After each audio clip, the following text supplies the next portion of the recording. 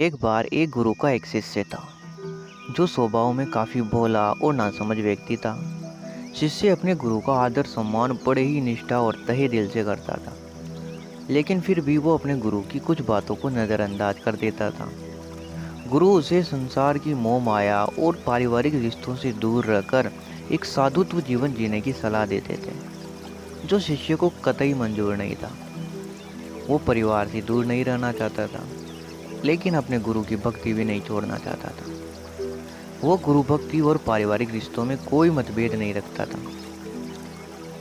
एक दिन वो अचानक अपने गुरु के पास आश्रम में आया और बोला, गुरुजी, मेरा रिश्ता पक्का हो गया है। अब गुरुजी ये बात सुनते ही बड़े शोक में डूब गए और अपने उदास मन से बोले, बेटा, तेरा रिश्ता हो गया, अब तू मेरी तरफ से गया। शिष्य अपने स्वभाव से थोड़ा भोला और नासमझ था। वो अपने गुरु की बात का अर्थ नहीं समझ पाया, लेकिन इतना समझ चुका था कि गुरुजी मेरे रिश्ते से खुश नहीं है। लेकिन फिर वहाँ से चला जाता है। कुछ दिनों के बाद वो लड़का वापस अपने गुरुजी के पास आता है और कहता है, मैं आपको अपनी शादी का कार्ड देने आया हूँ। गुरुजी ने फिर वैसा ही जवाब दिया और बोले, बेटा, अब तू तेरे परिवार से भी गया। उसने अपने गुरुजी के इस कथन का भी कोई जवाब नहीं दिया। कुछ दिन के बाद में वो फिर अपने गुरुजी के पास आया और बोला, गुरुजी, मेरा विवाह हो गया और पत्नी भी घर आ गई। गुरुजी ने तीसरी बार भी एक वैसा ही कथन बोल डाला, बेटा, अब तू इस दुनिया से भी गया। अपने गुरु के मुख से ये तीन बातें सुनकर वो थोड़ी नाराजगी से बोला, गुरुजी, आप नहीं जानते, मेरे परिवार वाले मुझसे बहुत प्रेम करते हैं। हमेशा उन्हें मेरी फिक्र रहती है और मुझे मेरी पत्नी भी एक प्रेम करने वाली मिली है। तो आप ही बताइए, मैं इन बंधनों को छोड़कर चला जाऊं? उसकी बात सुनकर गुरुजी बोले, तो क्या सच में तुझे लगता है कि तेरे परिवार वाले, तेरी नई पत्नी तुमसे प्रेम करते हैं? वो बोला, जी बिल्कुल, इसमें कोई शक नहीं है। गुरुजी बोलते, तो ठीक है, मैं तेरे परिवार वालों की एक परीक्षा लेना चाहता हूँ, जिससे सिद्ध हो जाएगा कि वे तुमसे कितना प्रेम करते हैं। इसके लिए तुम्हें मेरा एक काम करना होगा। शिष्य बोला, जी अवश्य, बोलिए क्या काम है। फिर गुरुजी ने अपने शिष्य के साथ मिलकर एक योजना बनाई, जिससे सिद्ध हो जाएगा कि सत्य क्या है। गुरुजी कहते हैं, एक काम कर, आज तू घर जा और अचानक पेट दर्द का बहाना करके जमीन पर गिर जा और जोर जोर से चिल्लाने लग जा, ताकि तेरी आवाज़ सुनकर वहाँ सभी इकट्ठा हो जाए। फिर तेरे घर वाले डॉक्टर को बुलाएंगे। उसकी दवाई लेने के बाद भी तुझे कहना है कि मेरे पेट का दर्द बढ़ता ही जा रहा है। मेरे गुरुजी को बुला दो, मुझे वही ठीक कर सकते हैं, नहीं तो मैं मर जाऊंगा। अब जैसे ही मैं वहाँ पहुँचूंगा तो तू मरने का बहाना कर लेना। अपने गुरु की पूरी योजना सुनने के बाद शिष्य ने कहा, ठीक है गुरुजी, आज देखते हैं किसके वचन सत्य हैं। वो अपने घर पर पहुँचता है। अपने गुरुजी के कहे अनुसार पेट दर्द का बहाना करके जमीन पर गिर जाता है। उसके घर वाले उसे इस अवस्था में देखकर भयभीत हो जाते हैं। उन्होंने जल्दी से डॉक्टर को बुलाया। सभी काफ़ी दुखी दिखाई दे रहे थे, जिसे देखकर शिष्य थोड़ा मन ही मन खुश हुआ कि हाँ यार, मेरे परिवार वाले तो मुझे चाहते हैं। लेकिन उसे अभी योजना आगे बढ़ानी थी। तो वो बोला, मुझे दवाइयों से कोई फ़ायदा नहीं हो रहा है, कृपया आप जल्दी से मेरे गुरु को बुला लाओ, केवल वही मुझे ठीक कर सकते हैं, नहीं तो आज मैं नहीं रहूँगा। उसके बड़े भाई तुरंत भागकर गुरुजी को बुला लाए।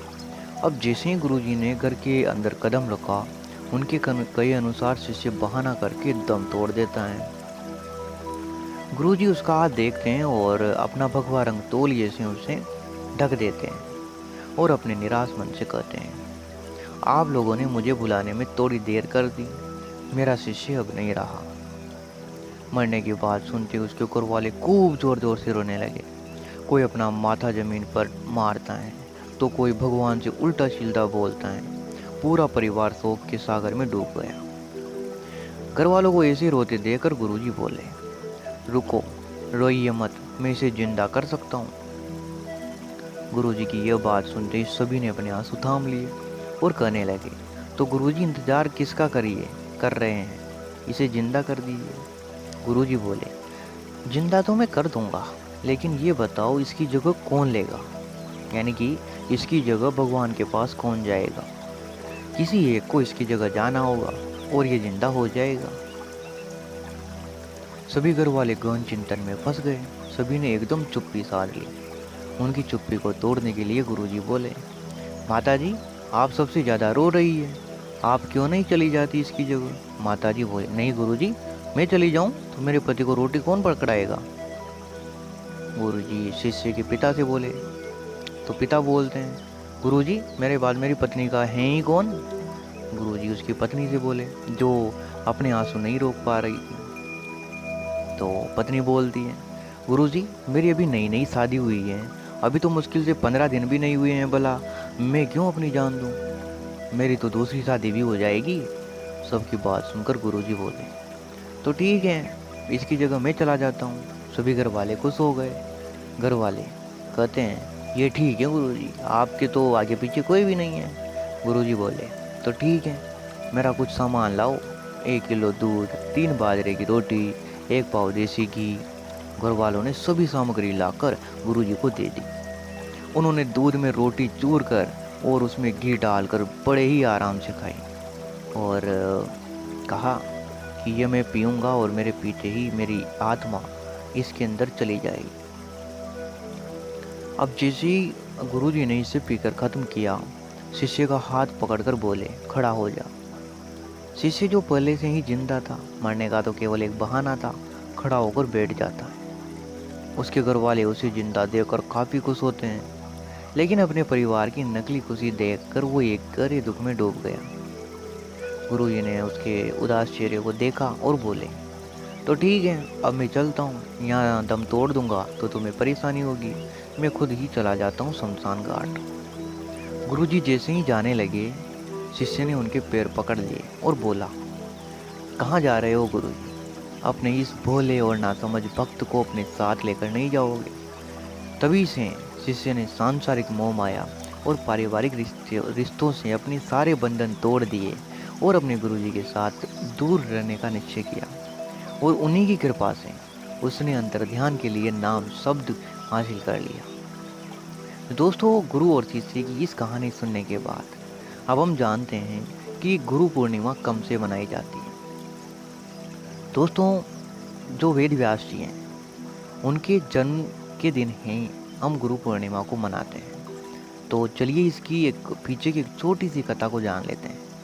तो गुरु पूर्णिमा मनाने के पीछे मुख्य कारण है वेद व्यास जी का जन्म। महर्षि वेद व्यास जी भगवान विष्णु के अंश के रूप में यानी कि उनके अवतार के रूप में धरती पर आए थे। उनके पिता का नाम ऋषि पराशर और माता सत्यवती थी। उन्हें बाल्यकाल से ही अध्यात्म में काफ़ी रुचि थी, जिसको पूरा करने के लिए उन्होंने अपने माता पिता से प्रभु दर्शन की इच्छा प्रकट की और वन में जाकर तपस्या शुरू कर दी उन्होंने। लेकिन उनकी माता से इस इच्छा को देखा नहीं गया, अपने पुत्र से बिछड़ना उसकी माता को देखा नहीं गया। तो महर्षि वेद व्यास ने अपनी माता से इसके लिए हट किया और अपनी बात को स्वीकार करवा लिया। लेकिन उन्होंने आज्ञा देते हुए कहा कि जब घर का ध्यान आए यानी कि घर की याद आए तो वापस लौट आ जाना।